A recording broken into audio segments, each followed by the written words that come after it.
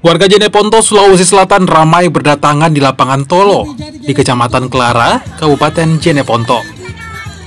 Mereka berbondong-bondong datang untuk menghadiri sebuah festival.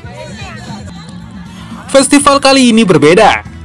Bukan pertunjukan yang akan dihadirkan, melainkan menikmati salah satu kuliner khas daerah ini, yakni Gantala Jarang.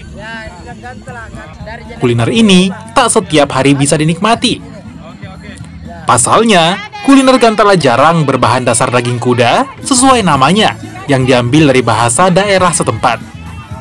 Ini Gantala Jarang kayak ada kriuk-kriuknya. Dan enak sekali memang.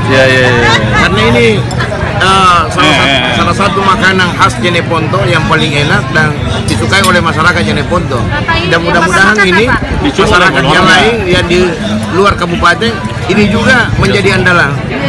Yang Bapak makan sekarang jenis apa? Ini adalah Elaja, bakso jarang.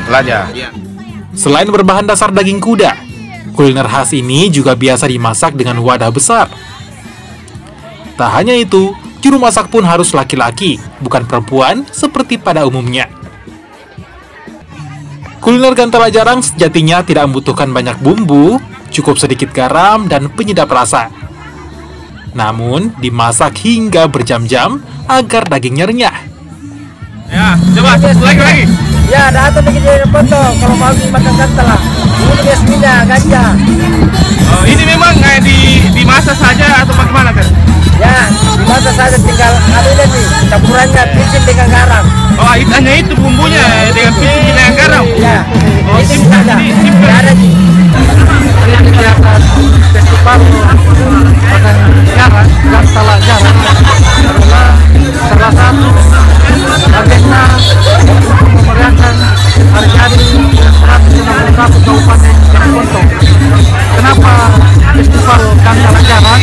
Karena Gantala Jarang mendapatkan hak intelektual cipta kebudayaan yang akan kita benda.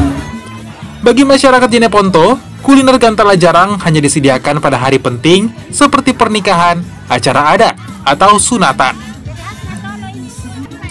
Gantala Jarang diyakini punya banyak khasiat dan manfaat, termasuk untuk meningkatkan stamina, utamanya bagi kaum pria. Tak heran, banyak warga yang berburu kuliner ini ketika ada acara tertentu. Ardiansyah, Jeneponto, Sulawesi